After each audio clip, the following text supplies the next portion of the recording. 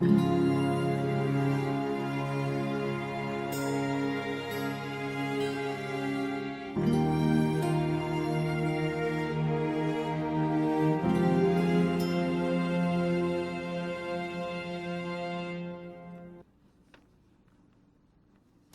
amigos.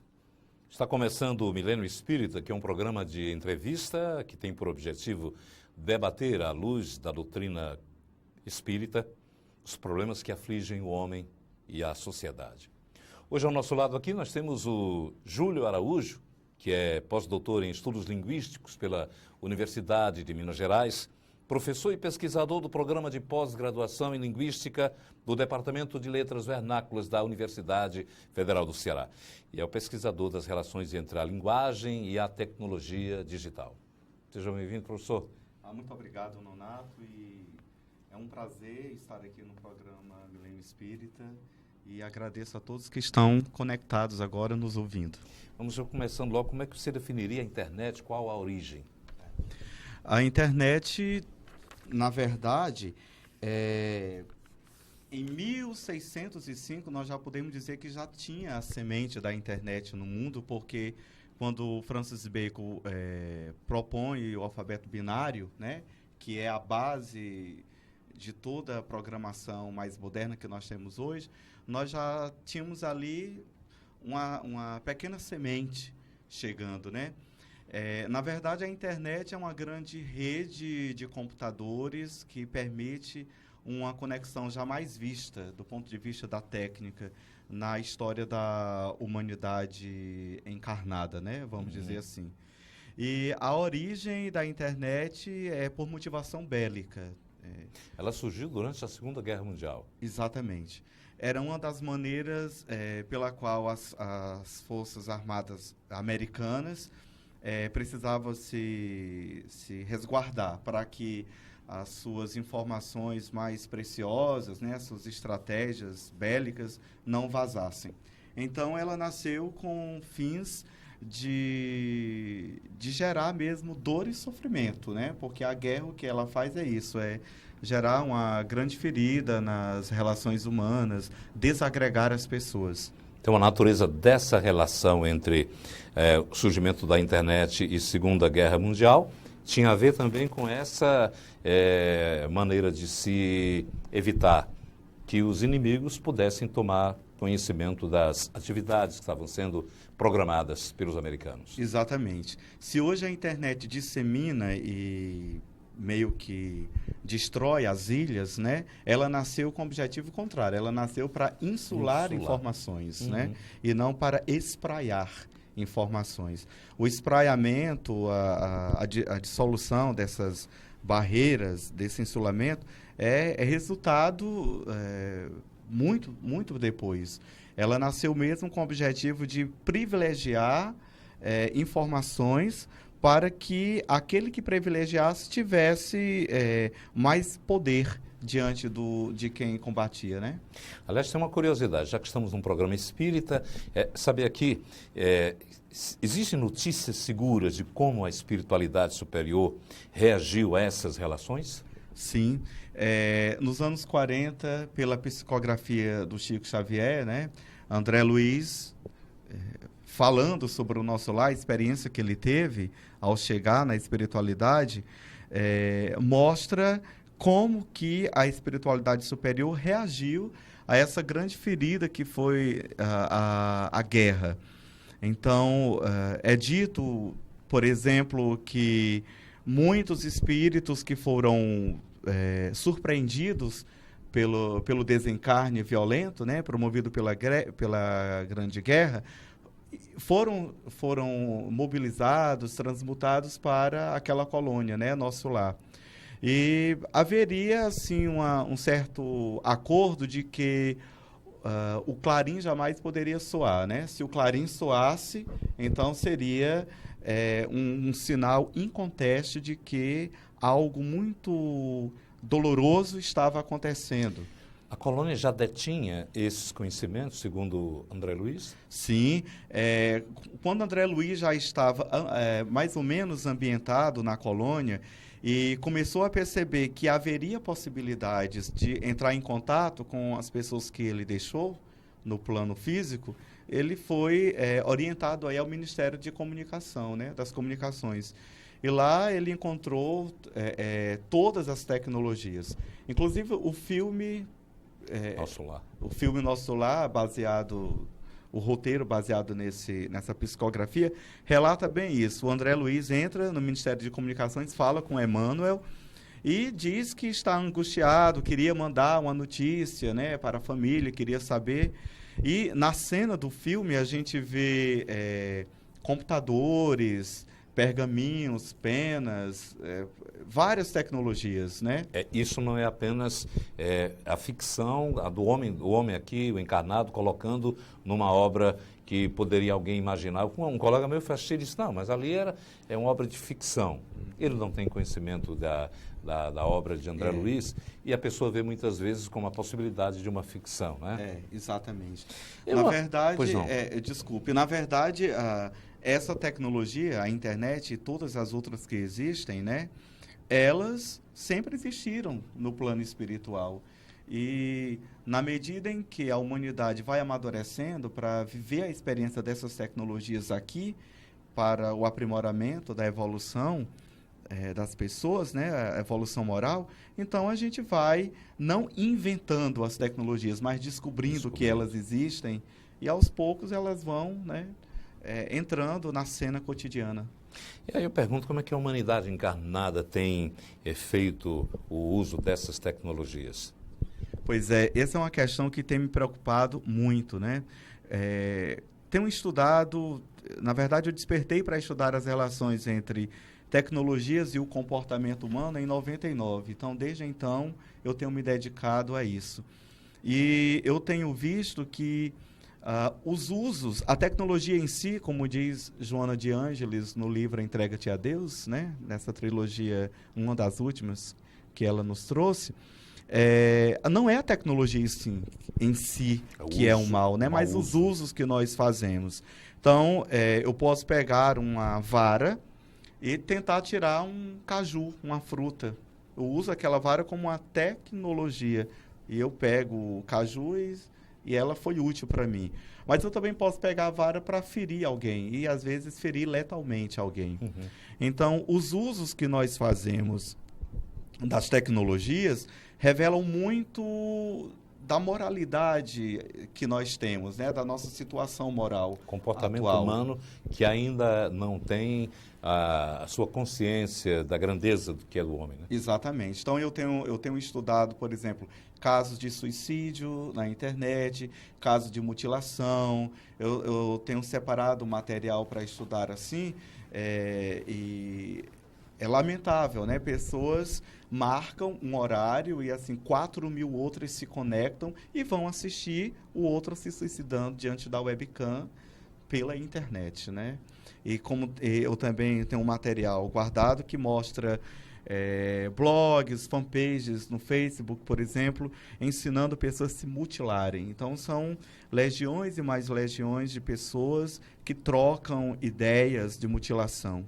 Tem um caso em Tóquio, que eu estudei, de um grupo de jovens que trocava via aplicativo. Eles criaram um aplicativo próprio para melhorar ou sofisticar técnicas de suicídio ou de mutilação. Então, eles trocavam essas técnicas. Eles foram para um galpão no meio da madrugada para fazer um suicídio coletivo e eles meio que dividiram que técnicas todos iam usar. Aqueles que fossem desencarnar mais rapidamente não teria como filmar, mas os outros que iam usar técnicas mais demoradas tinham que deixar os seus smartphones filmando, né? Acho uma coisa louca, né? Loucura. Há processo obsessivo desses casos? Em muitas, tem sido várias as psicografias e comunicações muito sérias em trabalhos mediúnicos que nós conhecemos, muito sérios, em que a gente tem tido notícias seguras da qual é a situação do espírito quando ele chega na espiritualidade, né? Por ter por não ter usado adequadamente as tecnologias, né? Então, os casos de suicídio, de mutilação, usando as tecnologias, é sério, e nós temos, concretamente, provas de que, por detrás disso, tem sim uma força violenta, bem agressiva de obsessão. Tem uma moça que se despediu da vida se candidatando a uma vaga de obsessora. Como? Ela mostrou no Instagram todo o suicídio dela. Então, a cada situação que ela ia fazendo, ela fotografava e postava as fotos no Instagram. Tudo porque o namorado não compareceu ao aniversário de 31 anos. Então, a última foto é muito chocante, porque é só o pé dela e você vê o prédio lá embaixo, né? E ela se joga depois. E essa é a última foto que ela posta. E o comentário que ela coloca lá, está em inglês, porque não foi no Brasil isso, ela disse que ela estava saindo da vida, mas não sairia da vida dele. Até o fim ela iria persegui-lo. Então tinha noção, tinha conhecimento de que a vida continua e que iria provocar uma vingança do outro lado. O incrível é que esse tipo de jovens que fazem isso, também ao relatar através das redes sociais, ampliam essa coisa desumana e atroz para que outros sintam compulsão em também ver isso, né? Exatamente. A compulsividade de pessoas que gostam de ver isso, é incrível. É impressionante. Isso é vamos dizer, parece que há uma compatibilidade fluídica, uma sintonia, às vezes, vibratória, uma teia invisível que encadeia essas mentes enfermiças e elas se encontram, muitas vezes pelo desdobramento do sono ou pelo simples fato de elas compartilharem vídeos cujo conteúdo é muito perigoso do ponto de vista da... Eu não estou falando aqui de um discurso moralista... Não, a gente está entendendo. Bobo, mas perigoso no sentido da saúde moral, da saúde psicológica, mental do indivíduo, né? Por exemplo, é comum que as pessoas compartilhem vídeos mostrando um animalzinho agonizando. Aí, pronto, esse vídeo vai circular. Ou então mostrando uma senhora numa situação humilhante, né? Quem não se lembra aqui, por exemplo, da Maria Fabiane de Jesus, não é? Vocês podem, depois que olharem aí no YouTube, depois do nosso programa, é claro, agora não, né? Ver a Maria Fabiane de Jesus, que ela foi confundida com uma pessoa cuja informação foi disseminada na rede e ela foi assassinada, né? A pauladas, a pedradas, uma espécie de mulher adulta dos dias de hoje. Não que ela fosse adulta, mas a cena de apedrejamento, né? Pela simples irresponsabilidade de compartilhar ou curtir conteúdos numa rede social que a gente não sabe se é verdade ou não. Nós estamos conversando aqui com o professor Júlio Araújo e a questão da internet, das relações, do comprometimento das pessoas junto a esse invento que é tão importante, mas que, a exemplo de outros inventos também da humanidade, as pessoas sempre distorcem o seu uso. Uma pergunta é, diante de resultados trazidos à tona por você aqui nesse programa, qual deve ser a postura daqueles que trabalham na reforma íntima no uso dessas tecnologias? Essa é uma pergunta importante e eu diria que a primeira coisa é que você que está nos ouvindo agora e que tem filhos, alunos, amigos, não se trata de tocar o terror, né? A internet, apesar dessas contradições todas, ela procede do coração criativo e criador de Deus. E ela nasceu com o objetivo de reagregar aquilo que a guerra desagregou, né? Então, ela tem um objetivo de conectar, de juntar e não de separar. Então, a postura de quem está comprometido honestamente com o seu melhoramento é de cautela. Por exemplo, se a gente pensar aqui na mitologia grega e pensar naquela figura da Eco, que é uma ninfa das águas, Eco, ela foi castigada pelos deuses porque ela inventou uma história e ela não sabia se essa história era verdadeira, e ela tinha uma voz muito bonita, né, segundo a mitologia. E ela foi castigada com a seguinte maldição: ela só iria repetir a última palavra que ela ouvisse. E daí a gente tem o eco. E muitas vezes nas redes sociais, nós somos como o eco. A gente não sabe de onde aquela informação vem e a gente já compartilha.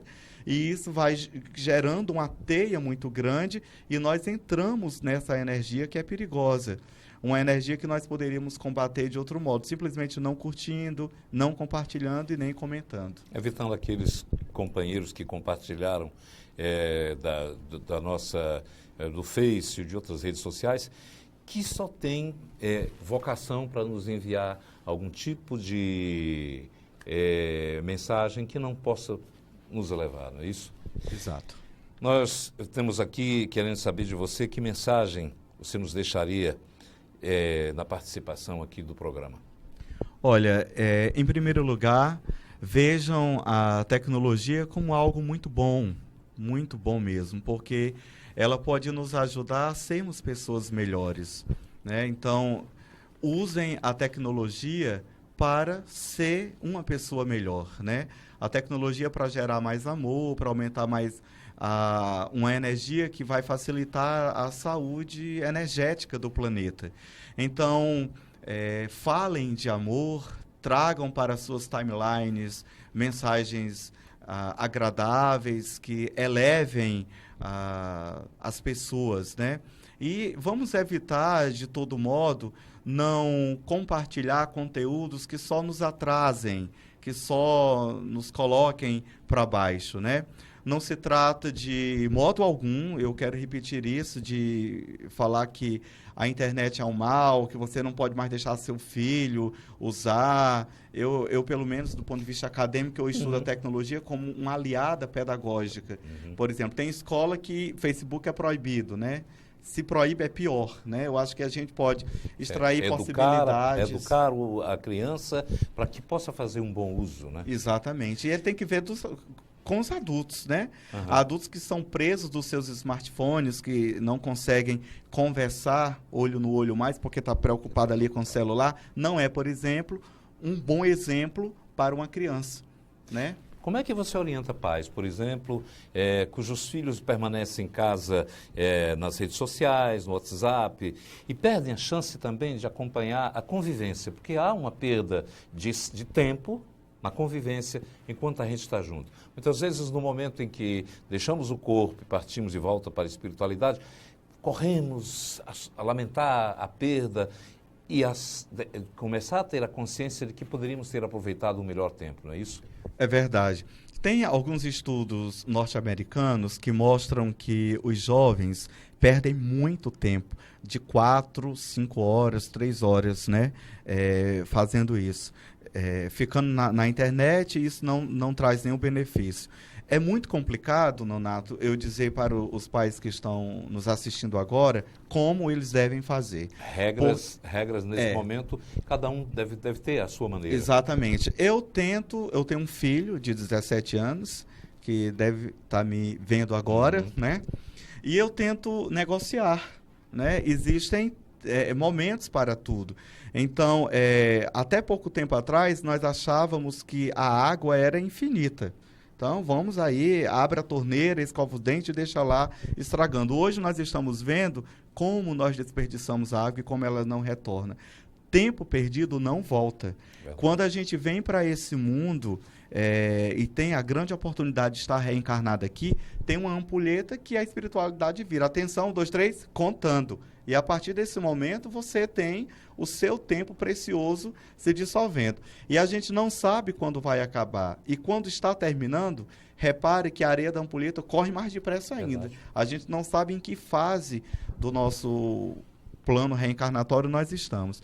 Mas cada caso é um caso e os pais devem negociar com seus filhos, não dando aquele tom moralista de proibição, mas tentando mostrar, inclusive até mostrando para eles certas coisas que não são edificantes. Você utilizou o exemplo da ampulheta, eu me lembro do Divaldo, que falava que nós estamos vivendo exatamente o final de uma era onde a areia desse tempo está passando muito rapidamente.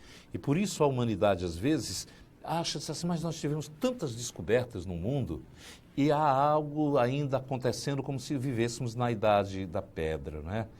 Isso é essa transição que muda, que faz com que o planeta possa adotar um novo sistema também. Exato.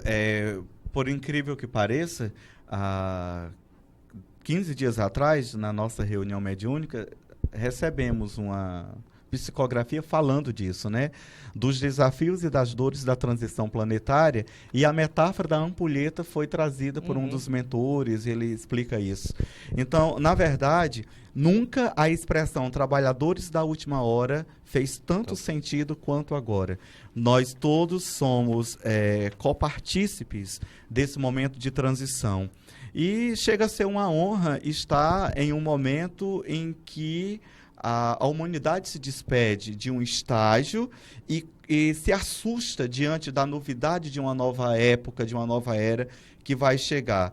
Então, a mediunidade, a tolerância, ser família, tudo são reformatados, tudo é reformatado, né?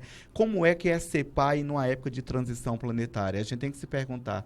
Como é que é ser professor numa época de transição planetária? Como é que é ser amigo numa época de transição planetária? Porque é um momento em que as dores mais atrozes vêm à tona e muitas pessoas sentem os efeitos disso, né?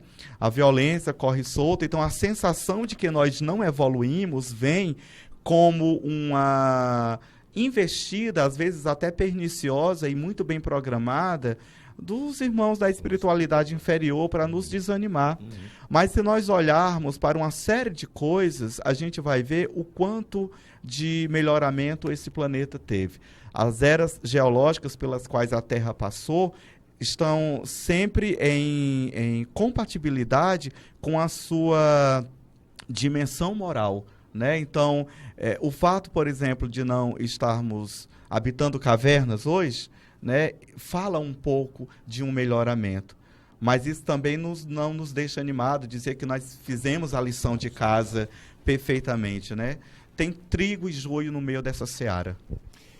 Pois é, eu estava aqui pensando como é que o professor Júlio poderia dar algumas dicas de sites que na internet possam realmente servir, depois aqui do programa, para que o nosso internauta possa acompanhar.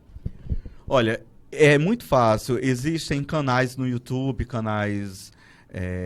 bom, eu poderia dizer canais espíritas em função da minha atividade espiritual que eu desenvolvo. Mas, independente do credo, isso não é uma questão de credo, né?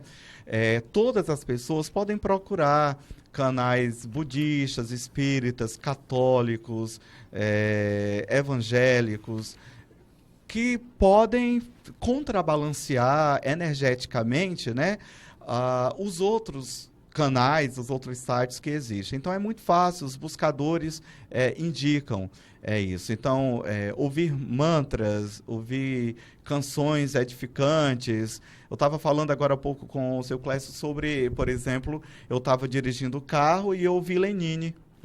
E Lenine tem uma canção linda que diz assim: o corpo pede um pouco mais de alma, né? Aquela música Paciência.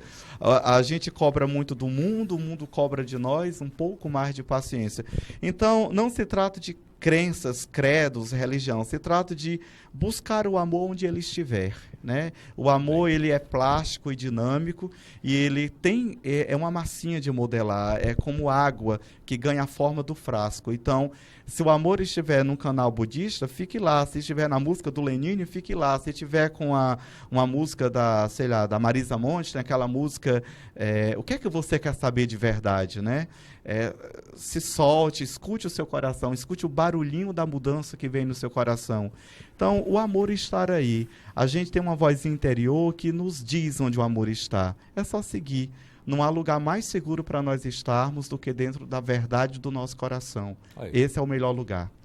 Boa dica, para que você possa, você que é o nosso internauta, que sempre participa também conosco, que siga essas dicas importantes do Júlio Araújo, que vai estar no nosso próximo programa falando de temas ainda ligados à internet e espiritualidade, com relação, por exemplo, a narcisismo, suicídio. Você é o nosso convidado para estar aqui no próximo encontro.